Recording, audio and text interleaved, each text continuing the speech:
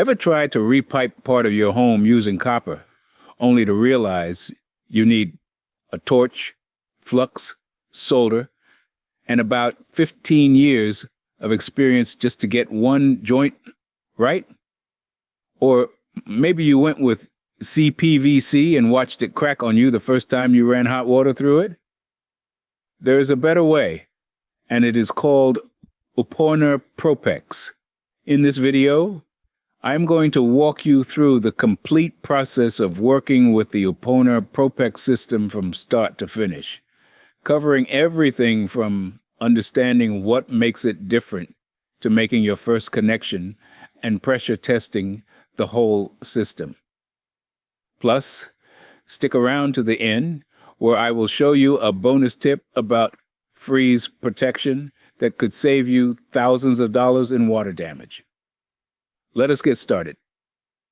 Uponor ProPEX is one of the most reliable and forgiving plumbing systems available to homeowners today. And the good news? It is genuinely easier to work with than copper or CPVC once you understand how the expansion fitting system works. You do not need a torch. You do not need solder. And the connections actually get stronger over time. So let us start by understanding what makes this system so special. Here is what sets Uponor ProPEX apart from everything else on the market. Traditional plumbing connections, whether you are soldering copper or gluing CPVC, rely on you making a perfect connection right there in the moment. If your solder joint is cold, it leaks. If your glue does not set right, it leaks. With Uponor ProPEX, the connection method is completely different. You are working with cross-linked polyethylene tubing, which is a fancy way of saying the pipe has a memory. When you expand it, it wants to shrink back to its original size. That shrinking action is what creates the seal around the fitting.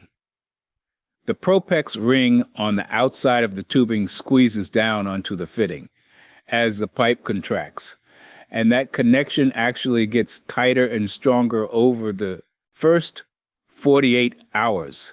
I have been using this system for years, and I can tell you, once you make a ProPEX connection properly, it is not coming apart.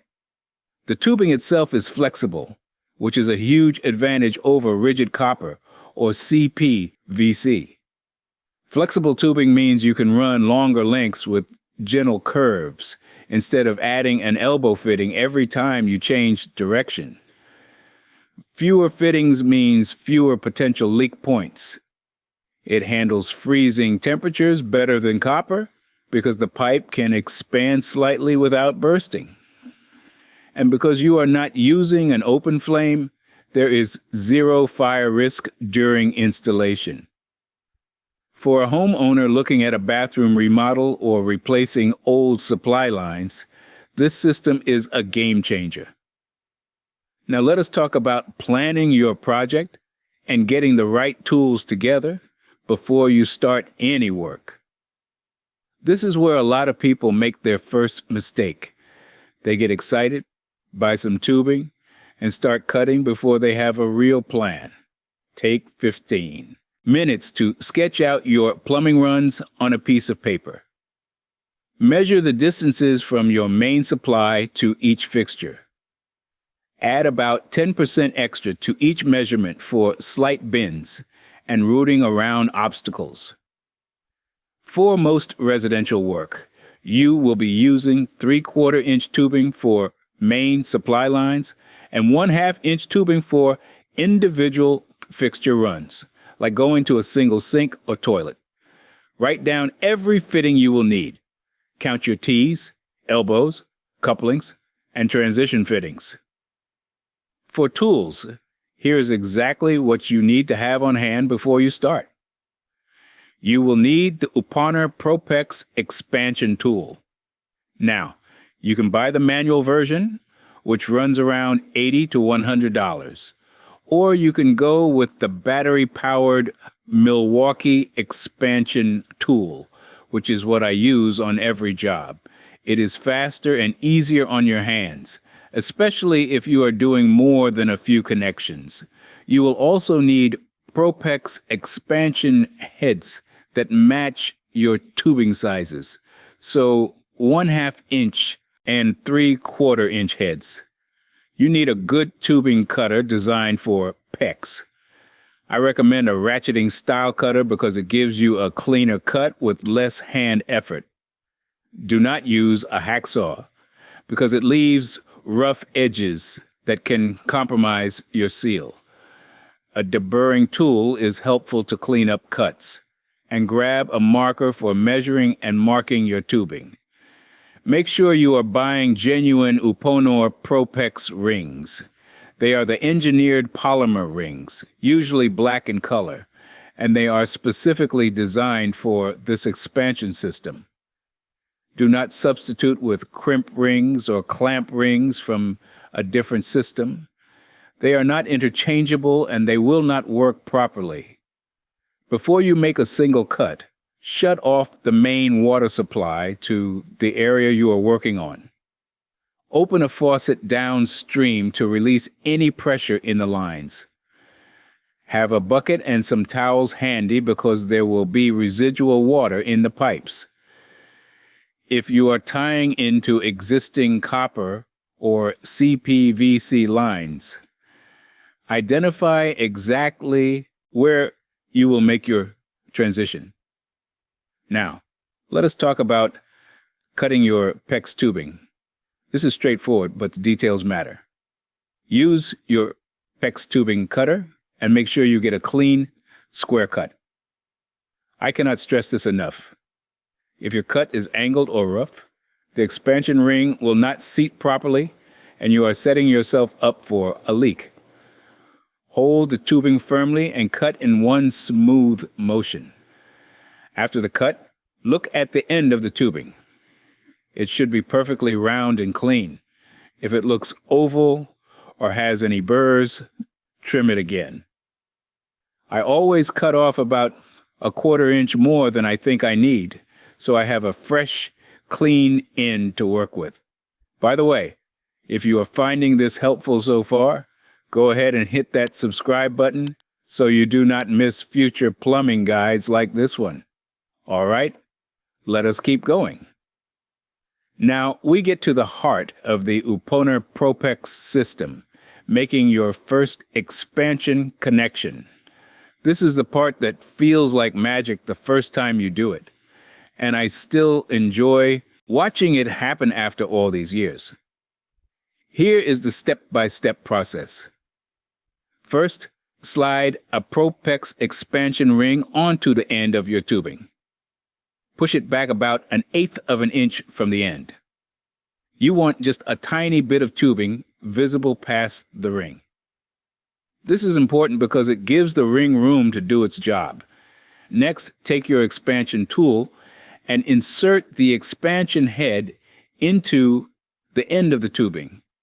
The head should be the same size as your tubing. For 1/2 inch tubing, use the 1/2 inch head. Now here is where technique matters. You are going to expand the tubing in stages. Make your first expansion, rotate the tubing about 1/4 turn, and expand again. I usually do 3 expansions with a slight rotation each time. You want the end of the tubing to be evenly expanded all the way around. When I say evenly, I mean it. If one side is more expanded than the other, your connection will not be uniform. After your final expansion, you have about 30 seconds of working time before the tubing starts to shrink back. Do not panic. 30 seconds is plenty of time. Quickly insert the ProPEX fitting into the expanded end of the tubing. Push it in all the way until the tubing meets the shoulder of the fitting. Now, here is the beautiful part. Just watch. Over the next few seconds, you will see the tubing start to contract around the fitting, and the expansion ring will slowly creep forward and tighten down. Within about 10 minutes, that connection is holding firm. Within 48 hours, it has reached full strength. One pro tip I have learned the hard way. If you are working in cold conditions, and I mean anything below 40 degrees Fahrenheit, warm the end of the tubing with a heat gun for a few seconds before expanding. Cold PEX is stiffer and does not expand as evenly. I once did a garage repipe in January without warming the tubing first, and I had to redo 3 connections because the expansions were not uniform. Lesson learned. Once you have the basics of making connections down, it is time to run your lines. Plan your tubing routes to minimize the number of fittings you need. Every fitting is a potential restriction in flow, so straighter runs are better. PEX is flexible, so you can make gentle bends without using an elbow fitting. But there are limits. For 1/2 inch tubing, your minimum bend radius is about 8 inches. For 3/4 inch, it is about 10 inches. If you bend tighter than that, you risk kinking the tubing. And a kink means you are cutting that section out and starting over. When running tubing through floor joists or wall studs, drill your holes about 1/8 of an inch larger than the tubing diameter. This gives the pipe room to expand and contract with temperature changes without rubbing against the wood. Use proper PEX support clamps every 32 inches on horizontal runs and every 4 feet on vertical runs. I like the plastic suspension clips because they allow the tubing to move slightly without creating noise. Speaking of noise, if you have ever heard pipes banging when someone turns off a faucet, that is water hammer. PEX is naturally better at absorbing water hammer than copper, but you can eliminate it almost entirely by using Uponor's expansion fittings throughout instead of mixing in brass fittings, which are more rigid. Now, let us cover something really important: connecting your new PEX lines to existing plumbing. Most homes have copper or CPVC supply lines, so you need transition fittings to bridge the gap. Uponor makes ProPEX to copper adapters that are specifically designed for this. The PEX end uses the standard expansion connection we just covered, and the copper end has a sweat fitting that you solder onto your existing copper pipe. If you are not comfortable soldering, and honestly a lot of homeowners are not, there are also push-fit transition fittings that connect to copper without any solder at all. You clean the copper, mark your depth, and push the fitting on. They are code approved in most areas and they work well. For CPVC transitions, I recommend cutting back to a point where you can transition to a threaded fitting, then use a ProPEX male threaded adapter. This gives you the most reliable connection. Whatever transition method you choose, make sure you support both sides of the connection. A transition fitting with unsupported tubing on one side is asking for trouble over time. I always add a support bracket within 6 inches of any transition fitting. And one more thing on transitions: use electric unions or brass adapters when going from PEX to copper. This prevents galvanic corrosion, which is what happens when 2 different metals are in direct contact with water flowing between them. Over time, that corrosion can eat through a fitting and cause a slow leak that goes unnoticed until you have water damage. Here is the step that separates careful plumbers from callback plumbers: pressure testing.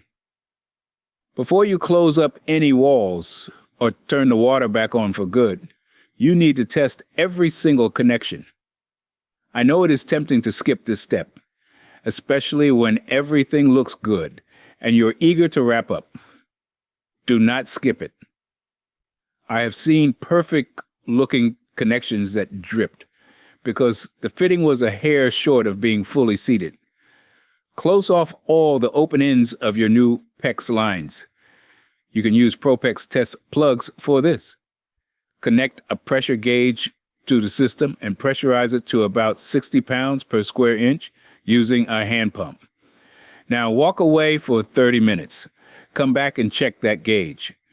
If it is still reading 60 pounds per square inch, you are golden. Not a single drop is getting past those connections. If the pressure has dropped, you have a leak somewhere. Systematically check each connection by looking for moisture or listening for the faint hiss of escaping air. The most common culprit is a connection where the tubing was not fully expanded or where the fitting was not pushed all the way in. The fix is simple. Cut out the connection, add a coupling, and redo it. Do not try to patch a bad ProPEX connection. Start fresh. I test every system I install, even if I am 100% sure every connection is good. It takes 30 minutes, and it can save you from a flooded living room. Let us talk about some common problems you might run into and how to solve them. First, a connection that will not stop dripping. This is almost always caused by an uneven expansion. If one side of the tubing was expanded more than the other, the ring cannot squeeze down uniformly. The fix is to cut out the connection and redo it with proper rotation during expansion. To prevent this, always do at least 3 expansions with a quarter turn between each one. Second, you made a kink in your tubing. It happens, especially on longer runs where you are bending around obstacles. Here's what a lot of people do not know. Minor kinks in PEX can actually be repaired. Aim a heat gun at the kinked area and gently warm it. The cross-linked polyethylene has shape memory, and it will slowly return to round. For severe kinks, though, cut the section out and add a coupling. Third, the expansion ring slid too far back from the end of the tubing before you made the connection. If the ring is not close enough to the end, it will not properly compress against the fitting shoulder. You need to slide it back into position or start with a fresh piece. Fourth, water hammer or banging noises after installation.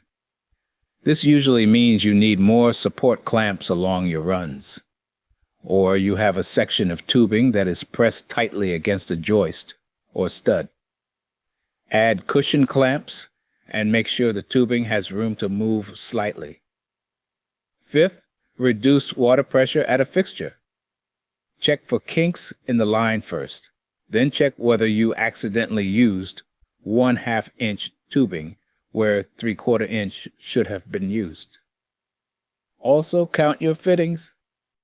If you have more than 4 or 5 fittings in a single run, each one is creating a small restriction. Consider rerouting with a more direct path. Sixth, the expansion tool is not expanding the tubing fully. This is common with the manual tool if you're not gripping it firmly enough, or if the tool heads are worn. Check that your expansion head matches your tubing size exactly. If you are using the manual tool, make sure you are squeezing the handles all the way together on each expansion. Worn heads should be replaced, because even a small amount of wear changes the expansion diameter and leads to inconsistent connections. If you are doing more than a small project, the battery-powered tool really does pay for itself in consistency and comfort.